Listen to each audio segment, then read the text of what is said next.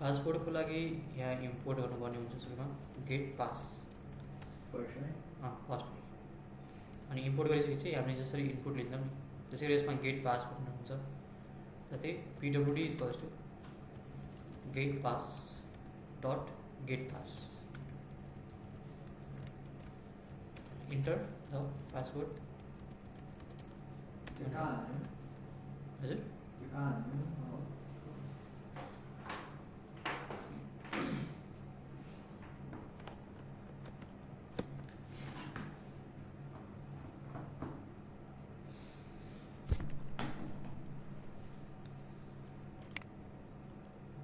सुरुमा इम्पोर्ट गरियो get pass त्यसरी password equals to get pass dot get pass run गर्दाखेरि हामीले टाइप गर्नुभयो भने त्यो हाइड भएर आउँछ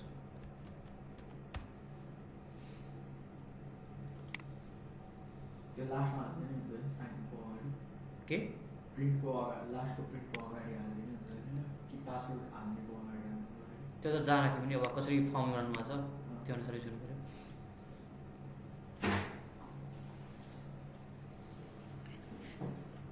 टाइमको लागि चाहिँ के गर्नु स्लिप स्लिप 3 सेकेन्ड लाग्छ अनि प्लिज वेटमा चाहिँ 6 सेकेन्ड लाग्यो अनि क्रिएटिभमा गर्नु 1 सेकेन्ड ठिक छ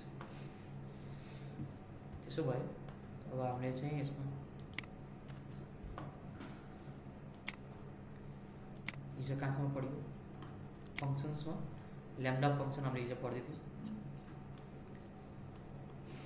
ओके अनि ल्याम्डा फङ्सनबाट क्वेसन पनि भयो त्यसो भए अब नेक्स्ट क्वेसन भन्दा पनि नेक्स्ट टपिक चाहिँ हामी पढौँ आजको फाइललाई रिनेम गरेर आज डे 10 होला डे 10 मा लिस्ट कम्प्रिहेन्सन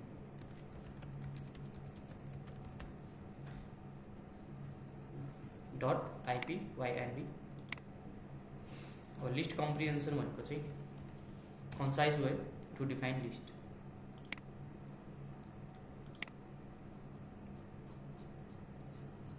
लिस्ट कम्प्रिहेन्सन भन्छ it offers a concise way to create a new list है लिस्टहरू क्रिएट गर्नु पर्यो भने हामीले लिस्टको कम्प्रिहेन्सन मेथड युज गर्न मिल्छ अनि यसमा चाहिँ expression for item in list if condition is equals to true यो चाहिँ यसको सिन्ट्याक्स भयो है एक्सप्रेसन हुन्छ सुरुमा त्यसपछि एउटा फर लुप हुन्छ अनि त्यसपछि एउटा कन्डिसनल स्टेटमेन्ट हुन्छ here for every item in list है जस्तै लिस्ट युज गरिरहेको छ फर लुपमा त्यसको जतिवटा आइटम छ नि त्यसको हरेकको लागि एक्जिक्युट द एक्सप्रेसन यहाँ जुन एक्सप्रेसन छ त्यसलाई एक्जिक्युट गर्नु पऱ्यो if the condition is true condition दिइरहेको छ त्यही भएर कन्डिसन ट्रु भयो भने मात्रै प्रिन्ट गर्नु पऱ्यो अनि यसमा इफ कन्डिसन चाहिँ कम्पलसरी छैन अप्सनल भयो यदि चाहिन्छ भने युज गर्ने नत्र भने युज नगर्ने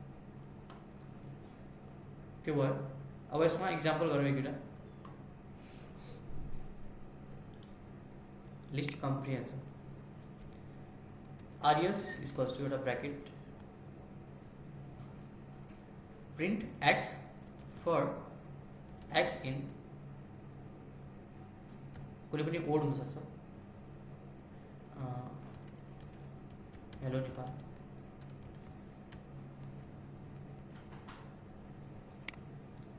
अनि प्रिन्ट आरएस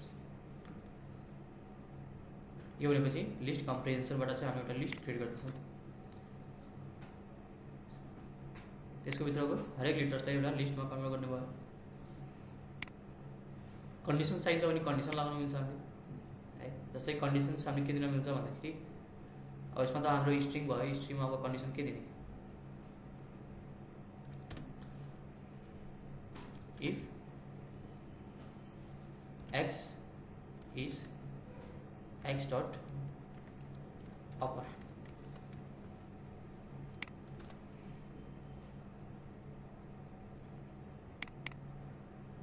upper bracket मिलेन यसमा चाहिँ कन्डिसनै मिलेन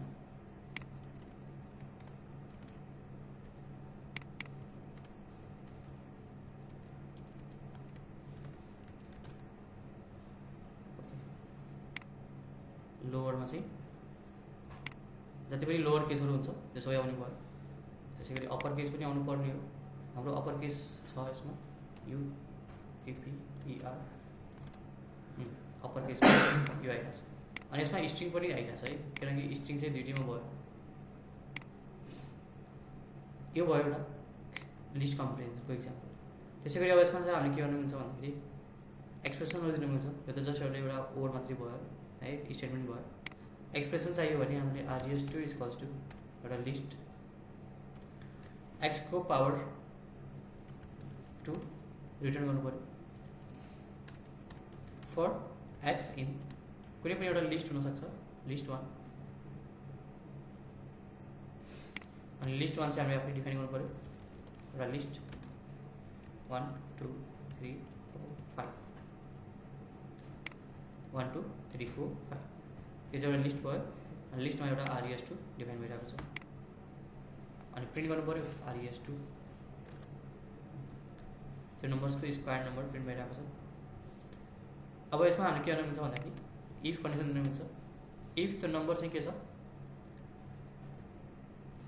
पर्सेन्टेज 2 गर्दाखेरि 0 आउँछ भने मात्रै इभन नम्बर्सको म्याप है, मतलब इभन नम्बर्सको स्क्वायर नम्बर। यसमा म्याप पनि गर्नु पर्दैन, फिल्टर पनि गर्नु पर्दैन, सँगै भइरहेको छ। यो भयो। अब यसमा जस्तै यो त लिस्ट भयो, हामीले रेन्ज पनि युज गर्नु मिल्छ है। जस्तै रेन्ज युज गर्नु पऱ्यो भने हामीले यसको सट्टामा एउटा रेन्ज दिन मिल्छ, नम्बरको रेन्ज 1 देखि 11 सम्म, मतलब 10 सम्म आउने भयो। इभन नम्बर्सको सबै स्क्वायर नम्बर प्रिन्ट हुने भयो। यो भयो लिस्ट कम्प्रिहेन्सन। यसमा इफ एल्स पनि युज गर्न मिल्छ। जस्तै के गर्नु पऱ्यो भन्दाखेरि RES3 इक्वल्स टु, अब के गर्ने यसमा रिटर्न गर्नु पऱ्यो इभन इफ हाम्रो जुन नम छ पर्सेन्टेज 2 गर्दाखेरि 0 आउँछ भने एल्समा रिटर्न गर्नु पऱ्यो त्यो नम्बर नम फर नम इन। अब के गर्ने, लिस्ट युज गर्ने कि रेन्ज युज गर्ने कि अथवा आफूले नम्बर दिने त। अब यसको लागि मैले लिस्ट युज गरेँ 10 20 30 ओके, यहाँ त सबै इभन नम्बर नै भयो।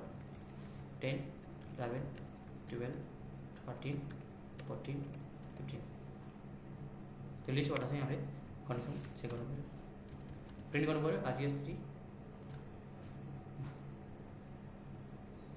इभन नम्बर्समा इभन प्रिन्ट भइरहेछ, अड नम्बरमा त्यो नम्बर प्रिन्ट भइरहेछ। इफ एल्स युज गर्ने तरिका चाहिँ यो भयो।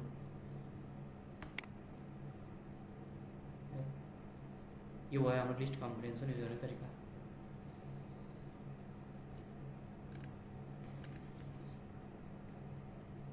यसो गर्नु न त, के गर्नु पऱ्यो भन्दाखेरि एउटा सेन्टेन्स पास गर्नु पऱ्यो, स्ट्रिङ अथवा टेक्स्ट के जे पनि हुनसक्छ। त्यहाँबाट चाहिँ जति पनि स्पेसिङहरू छ नि, स्पेस मतलब एम्बिटी नल भ्यालुजहरू छ, त्यो नल भ्यालुजलाई चाहिँ हामीले हटाउनु पर्ने छ। जस्तै एउटा लिस्ट युज गर्न सक्छौँ मैले त्यसको लागि लिस्ट इक्वल्स टु 1 2 एउटा एम्बिटी, त्यसै गरी ए, त्यसै गरी बी, त्यसै गरी एउटा एम्बिटी स्ट्रिङ। यो चाहिँ एउटा लिस्ट भयो है, लिस्टको नाम लिस्ट 2 भनेर छ। अब यहाँबाट चाहिँ हामीले एम्प्टी स्ट्रिङलाई हटाउनु पर्ने छ अथवा नल भ्यालुजलाई हटाउनु पर्ने छ। ट्राई गर्नु एकचोटि।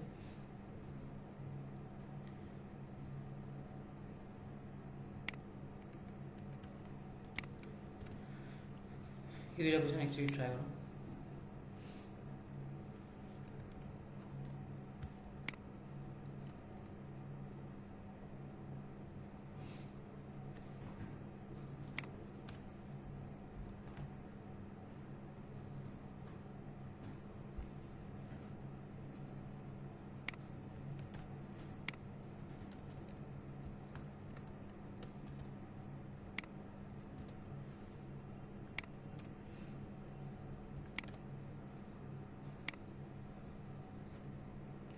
Find the vowels in your name using list comprehension.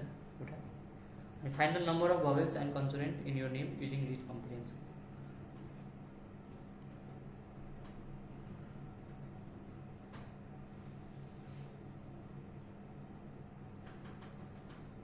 Vowels with the K हुन्छ, like predefined. के हो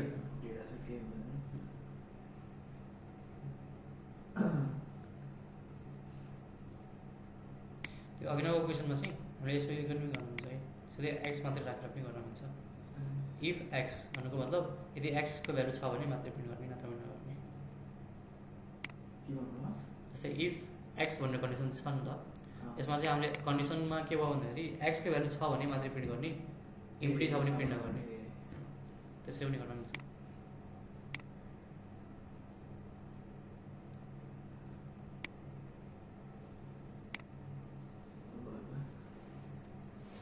जो भयो vowels is equals to A E I O U, यो भयो। त्यसपछि मैले अब के गर्छु भन्दाखेरि यसलाई त्यसमा राख्नु पर्दैन, क्यापिटलमा पनि कि स्मलमै राख्नु पर्दैन, स्मलमै राखेर गर्न मिल्छ। मैले क्यापिटल र स्मल राखेँ, त्यो गर्दा नि हुन्छ। चेक vowels इक्वल्स टु है, हामीले क्लियर लिस्ट कम्प्रिहेन्सन बनाउनु पऱ्यो। लिस्ट कम्प्रिहेन्सनमा रिटर्न गर्नु पऱ्यो हामीले नेम अथवा लेटर फर लेटर इन कुनै पनि नाम हुनसक्छ, राममा अभिषेक। इफ हाम्रो लेटर्स इन vowels, मैले फर्स्टमा चाहिँ त्यो नेमलाई भेरिएबल जस्तो स्टोर गरेको छ, अनि त्यो पछि त्यो नामकै छोटा चाहिँ नेम हालेर गरेको छ। ठिक छ, एउटै कुरा हो। अनि vowelsलाई भाउजलाई पनि भेरिएबल दिएर ठिक छ, नेम र भाउजलाई भेरिएबल दिएर हालेँ, अनि त्यही भएर। अनि चेक vowels गर्ने हो भने आई र ई चाहिँ आइरहेछ, तर कुनै बेला के हुनसक्छ भन्दाखेरि यसमा ए भनेर छ नि त क्यापिटलमा, ए पनि vowels भयो, ए चाहिँ आएन यसमा। त्यस्तो आएन भने मैले यो लेटर्स भनेर जुन यहाँ कम्पेयर गर्दैछु, त्यो लेटर्सलाई चाहिँ मैले लोवरमा राख्न मिल्छ नि त। अब स्मल पनि आउने भयो, क्यापिटल पनि आउने भयो है, त्यो गरे पनि भयो नि। तर भने तपाईँले यहाँ क्यापिटलमा राखेर त्यो गर्दा नि भयो कम्पेयर गर्ने बेला। त्यसै गरी अब यसको नम्बर्स फाइन्ड गर्नु पऱ्यो, कतिवटा नम्बर छ vowels र कन्सोनेन्ट। त्यसको लागि चाहिँ number of vowels equals to 1 return गर्नु पऱ्यो, 1 फर माथि जे छ त्यही, कन्ट्रोल सी लेखेर पेस्ट है। अब 1 चाहिँ किन रिटर्न गरेको भन्दाखेरि जस्तै 1 रिटर्न गऱ्यो भने ओके पहिला प्रिन्ट त गरौँ, नम्बर अफ vowels 1 1 1 1 आइरहेछ। जतिवटा vowels हुन्छ त्यतिवटा चाहिँ लागि हामीले 1 रिटर्न गरिरहेछ। यो 1 को जुन हाम्रो भ्यालु छ लिस्टको भित्र त्यसलाई चाहिँ हामीले सम गर्न मिल्छ। त्यही भएर हामीले के गर्छौँ त 1 रिटर्न गरेर त्यसलाई चाहिँ हामीले सम गर्न पाइयो। त्यो के भन्छ त्यसको एउटा लेन्थ हालेर अब x for x in name if x in vowels गरेँ, अन्त कन्सोनेन्ट्सको लागि x for x in name if x not in vowels गरेँ। त्यसको लेन्थ चाहिँ हेर्नुभयो, ठिक छ, त्यो पनि गर्दा नि हुन्छ। अनि यसको ठ्याक्कै उल्टो हुन्छ, नम्बर अफ कन्सोनेन्ट है। पहिला सुरुमा यसको रिजल्ट हेरौँ, 3 वटा vowels आइरहेछ। त्यसरी अब कन्सोनेन्ट हेर्नु पऱ्यो भने नम्बर अफ कन्सोनेन्टमा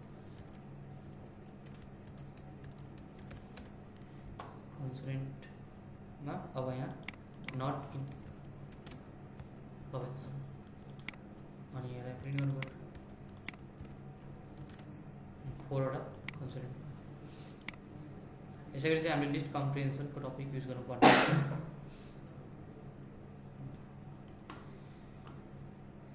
यो भयो। अब त्यसै गरी हामीले फेरि एउटा नयाँ प्र्याक्टिस गर्नु पऱ्यो। आजको टपिक यही नै हो। अब प्र्याक्टिस गर्नु पऱ्यो एउटा फेरि। अब नेक्स्ट प्र्याक्टिस चाहिँ के गर्नु पऱ्यो भन्दाखेरि म यही सो गरिदिन्छु।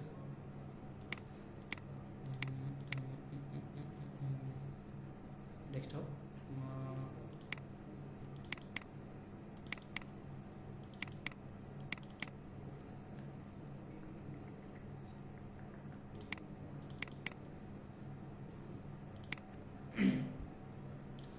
प्रोग्राम लेख्ने अनि त्यसलाई रन गर्दाखेरि चाहिँ रक पेपर सिजर गेम हुन्छ नि, त्यो चाहिँ यसमा रन हुनु पऱ्यो।